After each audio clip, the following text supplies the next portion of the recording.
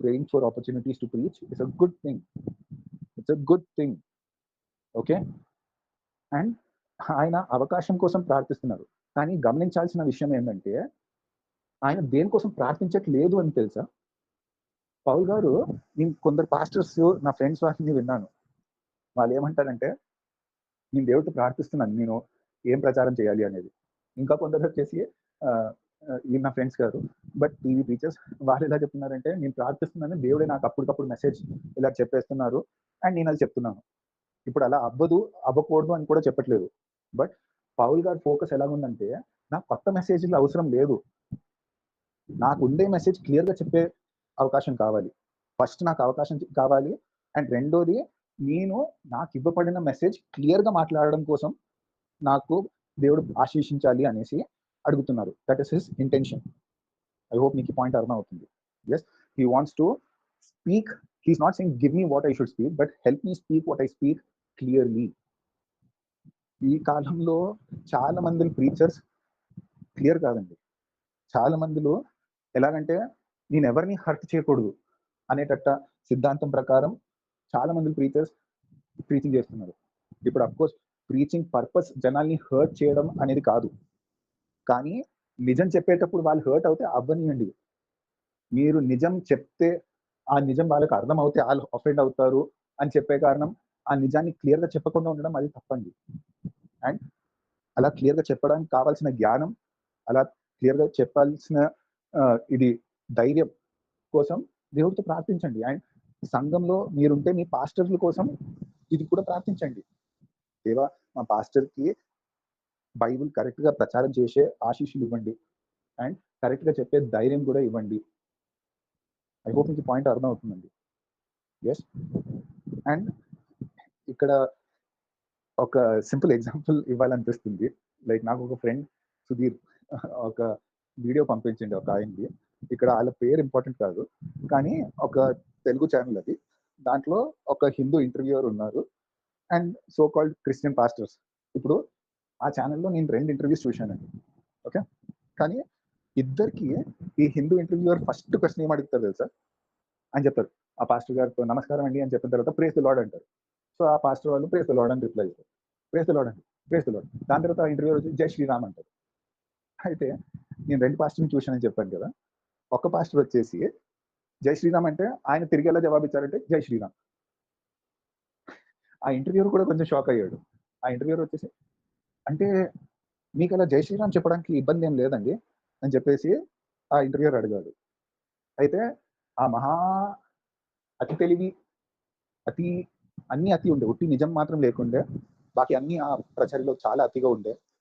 ఆయన ఏమంటున్నారంటే, చూడండి, మీరు నాకు మర్యాద చూపించారు, అయితే నేను కూడా మీకు మర్యాద చూపించాలి. మీరు నా కోసం ప్రేస్ ది లార్డ్ అంటే నేను మీకోసం జై శ్రీరామ్ అనాలి అంటాను, తప్పే లేదు దాంట్లో అని ఈ ప్రీచర్ అన్నారు. బాస్, తప్పే లేకపోతే మరి జై శ్రీరామ్ అనే అవసరం ఎందుకు? పదాలకి అర్థాలు ఉన్నాయి.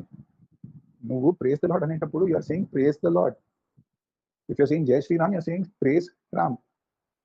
ఇప్పుడు రామ్ దేవుడు కాకపోతే నువ్వు చేసేది ఇది ఏమంటారు, బైబిల్ ప్రకారం అది కరెక్ట్ కాదు. అది ఆల్మోస్ట్ ఒక విగ్రహ ఆరాధన లాంటిది. You are sharing God's glory.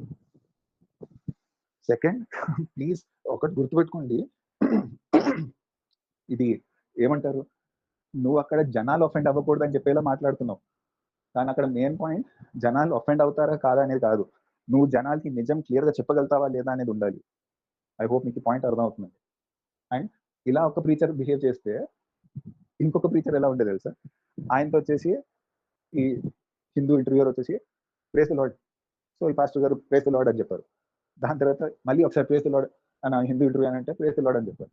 దాని తర్వాత జై శ్రీరామ్ అని చెప్పేసి ఆ హిందూ ఇంటర్వ్యూర్ అంటే ఈయన వచ్చేసి నేనేం అనలేను, నేను అది అనలేనండి అని చెప్పారు. అయితే ఎందుకు అంటే నా నోట్ నుంచి మీరు అది చెప్పించలేరండి, మీరు నా నోట్ నుంచి అది చెప్పించలేరు. సో అక్కడ ఏమైపోయిందంటే ఆ పాస్టర్ ఆయన బలం లేకపోతే ఆయన ధైర్యం పైన వెళ్ళిపోయింది అక్కడ పాయింట్. ఐ హోప్ మీకు పాయింట్ అర్థం అవుతుంది. అండ్ క్లియర్గా చెప్పాల్సిన పాయింట్ ఏంటి, చూడండి, మేము ఏమైనా చెప్తే అది నిజం, అది పాటించాల్సిన బాధ్యత ఉందనే కారణం చెప్తున్నాము. ప్రేస్ ది లార్డ్ అనేది అది నిజం అండ్ అది పాటించే బాధ్యత మాకు ఉంది. కానీ జై శ్రీరామ్ అంటే అది నిజం కాదు అండ్ అది పాటించే బాధ్యత నాకు లేదు. అలా ఇలా అనొచ్చు అనేసి ఆ హిందీ ఇంటర్వ్యూర్ అంటే ఆయన వచ్చేసి నేను ప్రైజ్ ది లార్డ్ అన్నాను కదా. ఇప్పుడు మీరు మీరేం చెప్తున్నారు, మీరు ఎలా జీవిస్తున్నారు, మీరు పట్టించుకోకపోతే అది నా ప్రాబ్లం కాదు కదండి. ఫస్ట్ అండ్ ఫార్మోస్ట్ నేను మీతో ప్రైజ్ ది లార్డ్ అని చెప్పలేదు కదా. మీరే స్టార్ట్ అయిపోయారు. కానీ ఇలా ఎవరు మాట్లాడలేదు. The point I'm trying to say is please try to speak truth clearly. మీకు దేవుడితో అడగండి, దేవా నాకు ఇది క్లియర్గా చెప్పే జ్ఞానం ఇవ్వండి, ధైర్యంగా ఈ క్లియర్ ట్రూత్ చెప్పేలా ఇవ్వండి. ఐ హోప్ మీకు ఈ పాయింట్ అర్థం అవుతుంది. అని ఇది ఎందుకు చెప్తున్నానంటే క్లారిటీ ఈజ్ ఇంపార్టెంట్ అండి, పాపులారిటీ ఈజ్ నాట్. చాలా మందిలో they want to show off, they don't want to show the truth. But I pray and I bless each of you that I pray God will make you guys bold as a lion to speak the truth with clarity and not showing off. వాళ్ళని బాధపరచడానికి కోసం కాదు మీరు మాట్లాడేది, కానీ నిజం మాట్లాడేటప్పుడు నువ్వు బాధపడితే నేను ఇంకా దాని గురించి ఏం చేయలేను, కానీ నిజం మాట్లాడతాను. ఐ హోప్ మీకు ఈ పాయింట్ అర్థం అవుతుంది. So as a preacher remember to speak clearly and as people in the church please remember pray for your pastors. Especially మొన్న ఒక పెద్ద పాస్టర్, ఆయన పేరు అవసరం లేదు, ఆయన ఒక పాపంలో పడ్డారు, డిస్క్వాలిఫై అయిపోయారు. ఓకే, ఈ కాలంలో ఇది ఇప్పుడు టెక్స్ట్ బేస్డ్ కాదు, కానీ నా అభిప్రాయంలో, నా రిక్వెస్ట్లో I also want you guys to pray for your pastors concerning sexual sin.